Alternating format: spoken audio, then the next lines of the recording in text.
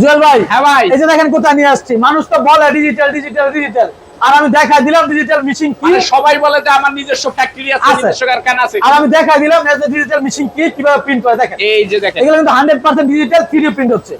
100% ডিজিটালের ভিতরে নাকি? ডিজিটালের ভিতর 3D প্রিন্ট করা হচ্ছে। এই দেখেন। আপনাদেরকে একটা Wow. মেসেজ আমি বলবো যে যারা বিজনেস করবেন, হ্যাঁ, ভালো পজিশন থেকে নিয়ে বিজনেস করেন। কাপড়ের একটা মূল বিষয় হলো জানেন কি, আপনি যে ভালো কিছু কাস্টমারকে দিতে পারেন, ওই কাস্টমার রিপিট আসবে আপনার কাছে। আর আমরা একদম। কিন্তু বাংলাদেশের 64 জেলায় পাইকারি মাল দিয়ে থাকি, তার আবার পাইকারি সেল করে, মানে আমরা মাদার হোলসেলার, মানে সরাসরি সরাসরি কারখানা। ফ্যাক্টরির সাথে জি। সম্পর্ক। সরাসরি ফ্যাক্টরি থেকে আপনি মাত্র 10 পিস থেকে শুরু করে 10,000 পিস পর্যন্ত নিয়ে বিজনেস করতে পারবেন।